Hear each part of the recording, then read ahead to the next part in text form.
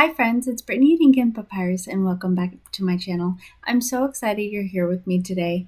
As you may remember, in a recent video I transformed an old dusty book into a pretty journal, and as a result I have a ton of book pages left over. What to do? I don't know about you, but I adore making embellishments and little pieces of ephemera out of book pages. And today we are going to be transforming these book pages with just a couple of very basic supplies I guarantee you have at the ready. I am limiting myself today because I find that when I keep it to just a handful of things, my creativity really flourishes.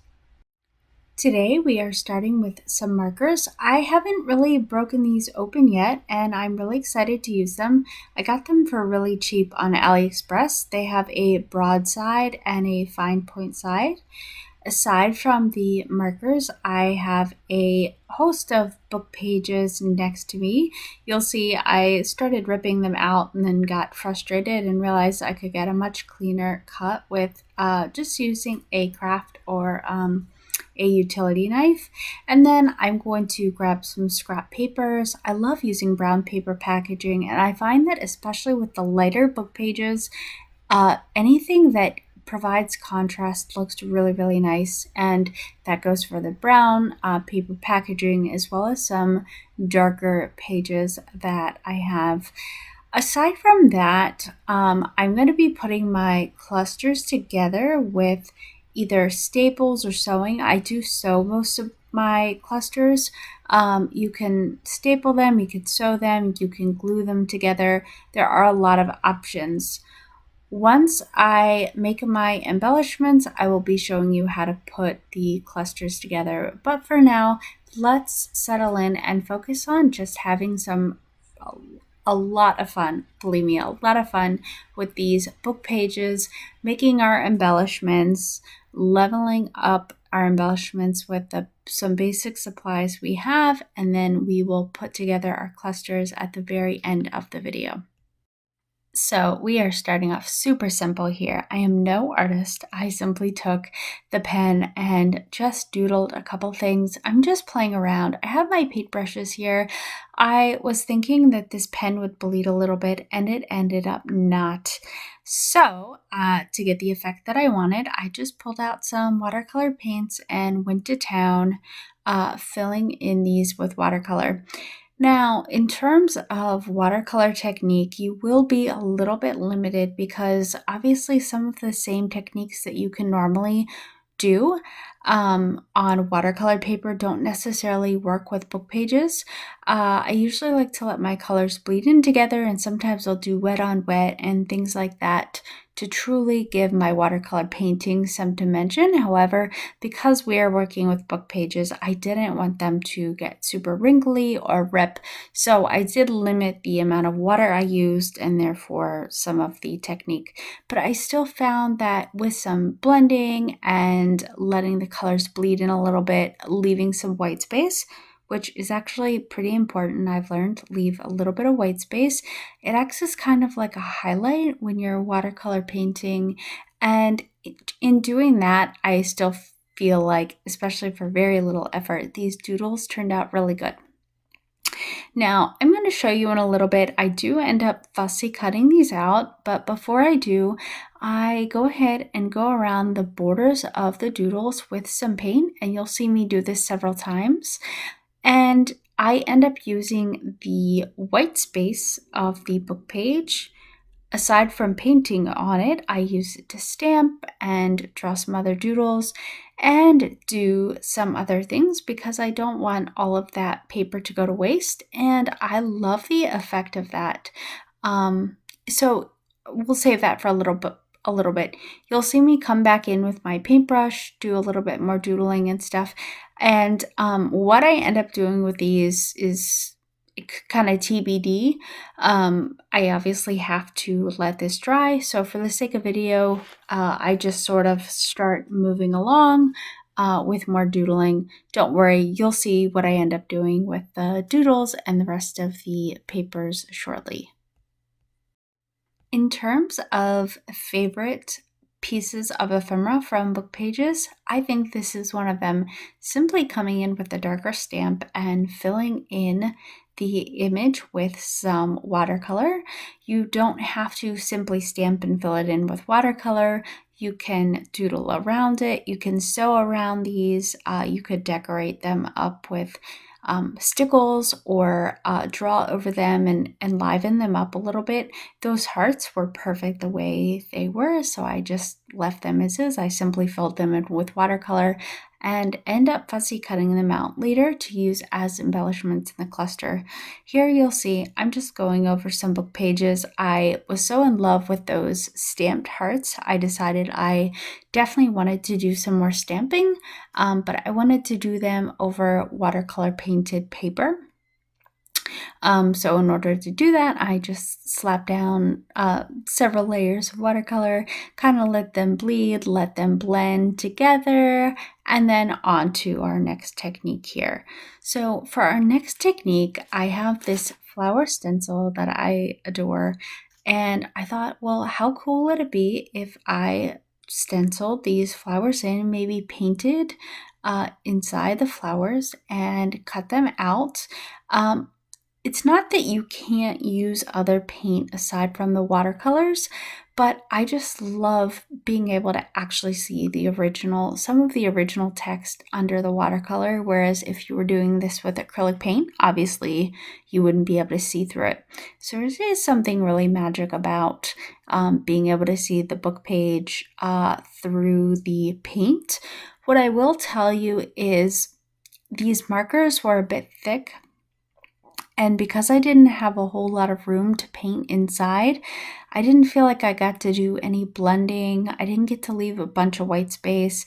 And so these flowers ended up feeling a little bit flat to me, if that makes sense, even though I do like them and I really like the clusters I ended up using them in. They felt just a little bit flat. So I would recommend, if you're using a smaller size stencil, maybe going with a finer marker. Just my recommendation. This one here is kind of a funny one. I used this page that the marker from the flowers had bled through. And so I start filling in the stencil with my marker, and it's quite the process. Yeah, I probably should have just gone over it with ink. I think that probably would have been better, but for some reason I just am hell-bent on trying to get some decoration going with the marker, and what you don't see here is that when I pulled up the stencil, it had all bled together.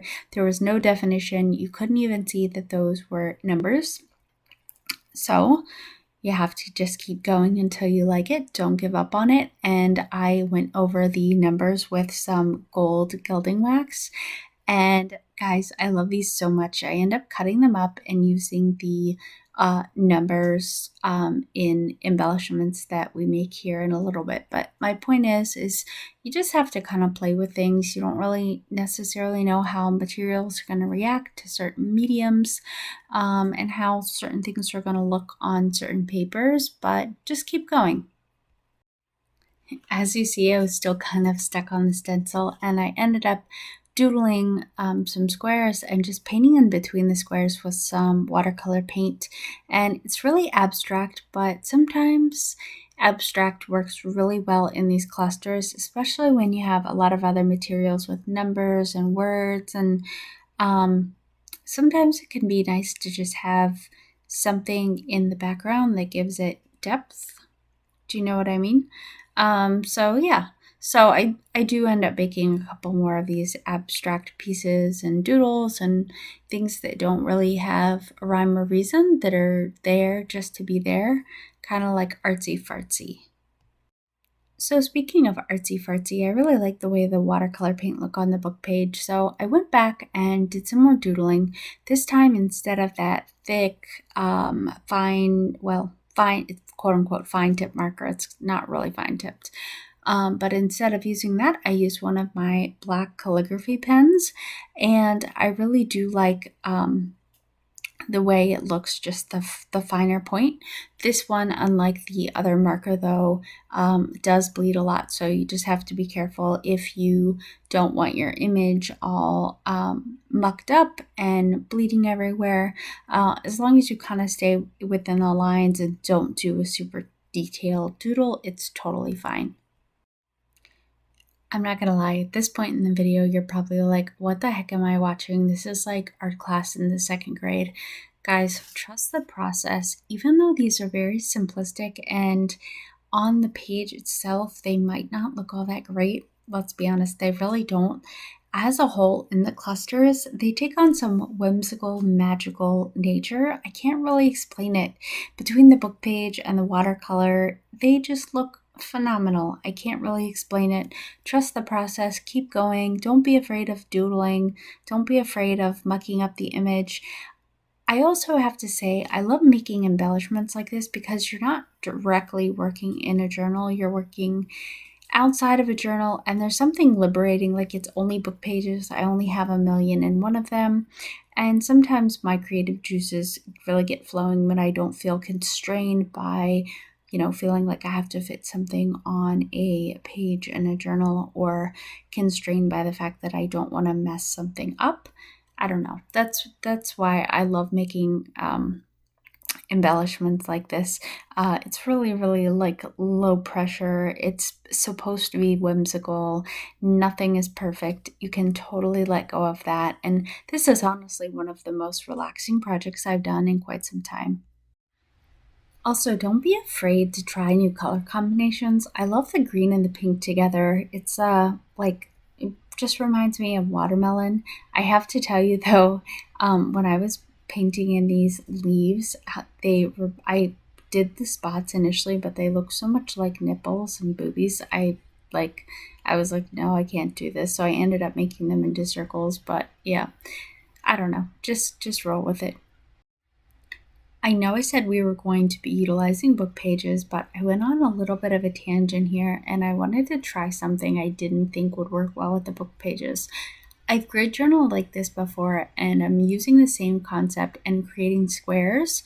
I want to watercolor paint and doodle inside, and I will fussy cut these out later after I doodle inside of them and incorporate them in my clusters. Guys, this is great. There's no measuring. You create little squares without any hassle, any work at all, and the ink doesn't bleed too much that you can't watercolor paint inside. Before we doodle inside though, those have to dry, so I go back to just kind of doodling on some computer paper that I have laying around. I end up doing some watercolor painting, and then I totally destroy some of these computer paper sheets with some watercolor ink so that I can stamp over it. And this is going to be the theme for the next couple of minutes. We're going to be working on leveling up our stamping. There's so much more to stamping and so many more things you can do with a stamp than just directly stamp on paper, though that's totally fine too. First, you don't have to stamp with ink pads. I end up taking a marker, one of my markers that I have, and testing it out, and it stamps great. The purpose of this is sometimes I like to use multiple colors in my stamps, and it sounds so simple. I don't know why I didn't think of it before. But obviously, if you try and stamp your stamp into multiple ink pads, it's probably going to muck up your other ink pad, and I never seem to be able to do it right so that the portion that I want of a certain color stays a certain color. I always muck the whole thing up. So I really like that I was able to find an ink pen that I can actually stamp really well with. The next thing I wanted to show you is I ended up wetting the stamp to try and make my ink go a little bit further, and I got some blurry images. And then I had the idea to doodle over the image and give it some more definition and use just kind of that blurry skeleton as a starting point.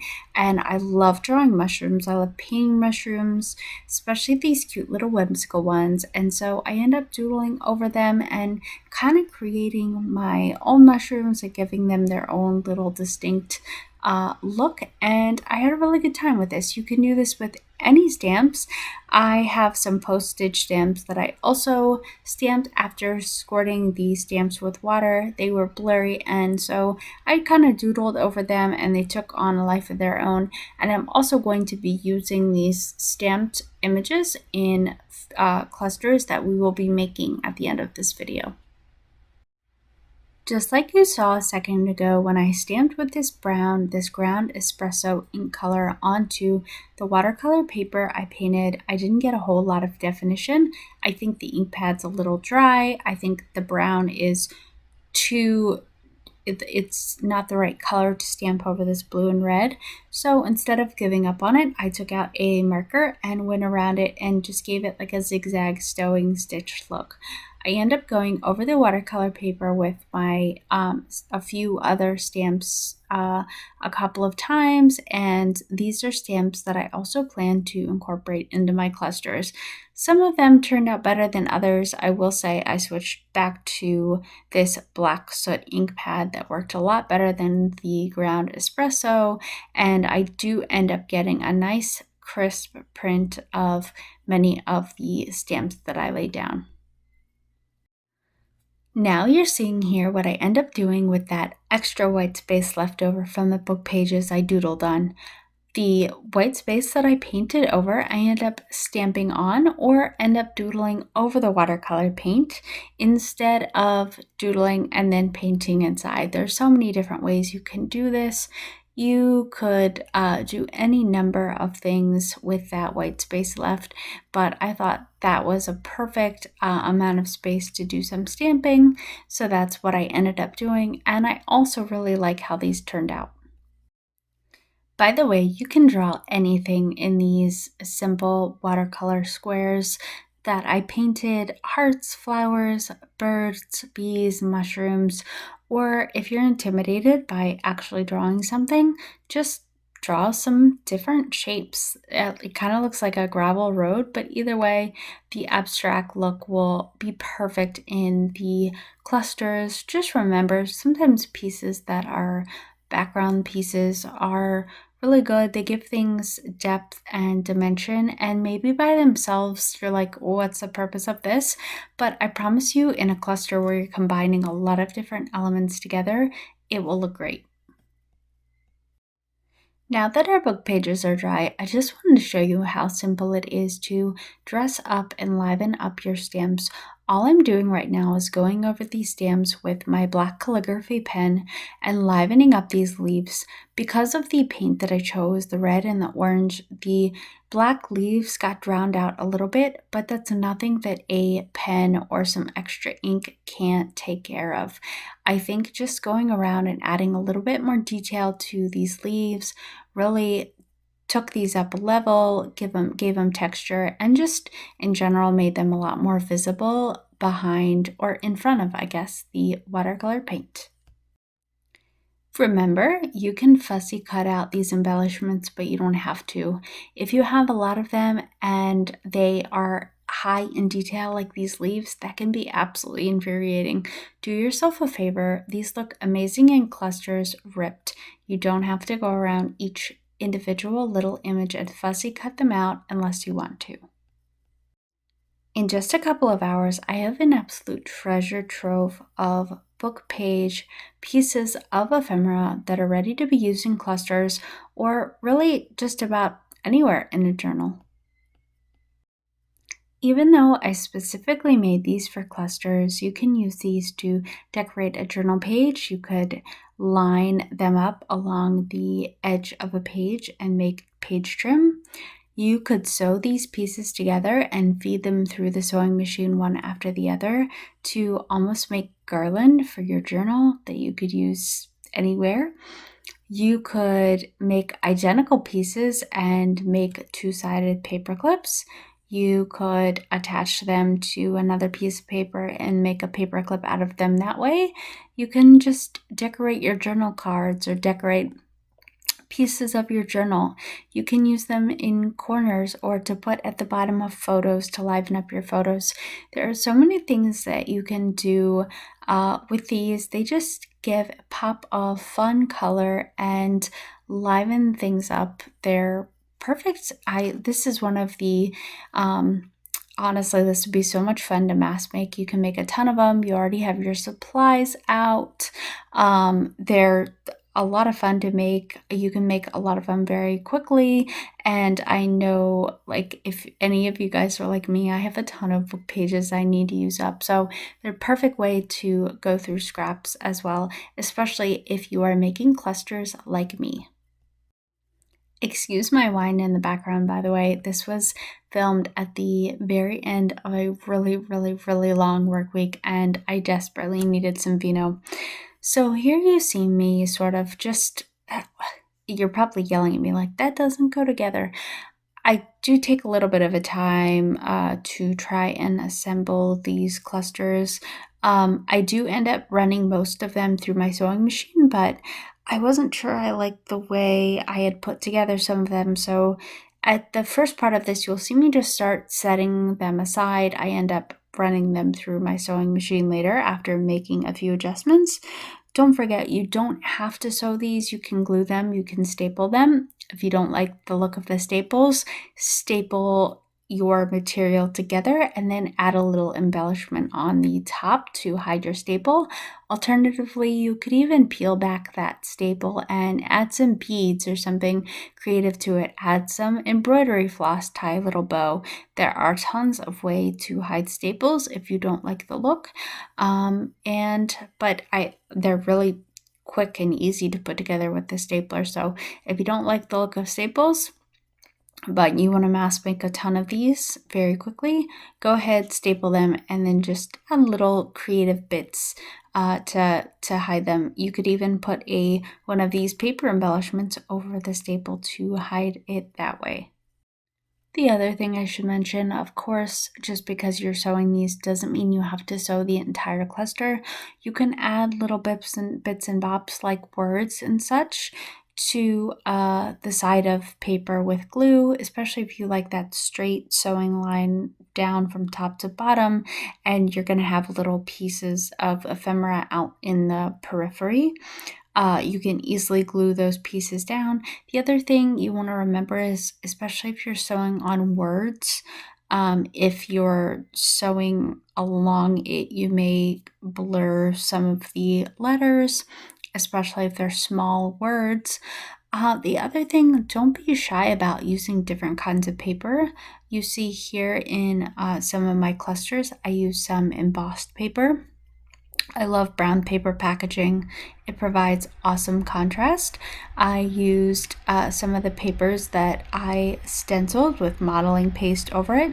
For the record, in case you're wondering, these seem to go through the sewing machine just fine. It is a thinner modeling paste that I am using though. It's a light modeling paste. There's so many different, I use vellum. I find that as long as the stitches aren't too close together, the vellum runs through the sewing machine very nice and does not rip. There are tons of different pieces, different kinds of paper you can put in these. I do end up adding fabric for some of them and some trim and applique, some lace. I don't add fabric, or some people use a very specific formula when they do clusters. They like to add a paper base and then maybe a piece of fabric and then a picture and a word. And even though I do appreciate that, and some things, especially when you're layering them, do look good, especially when you're pulling one from each kind of category. I wanted to be kind of loose with these. These were just meant to be fun. I'm making all different kinds of styles. So in that sense, didn't really, I kind of I didn't want to be like super rigid with the way I was putting these together, but just something to think about, especially if you feel lost, like you're not sure how to assemble your clusters. A lot of people, and I have done this before, use the formula: a base, a fabric, or something that adds texture, a picture or an image, and then a word or number. And in general, I think That really gives the cluster interest and dimension, and you really can't go wrong if you are incorporating one from each of those components. Just my opinion. You can give your clusters texture by folding up the paper or crumpling it up, wrinkling it, by adding modeling paste, by wrinkling up brown paper bag. You can give your clusters texture and dimension by doing so many different things. So guys, I don't know about you, but I feel like this video absolutely flew by. I had so much fun putting these together. Thank you so much for joining me. If you enjoyed this and found value in this, please hit that like and subscribe button, and I can't wait to see you the next time.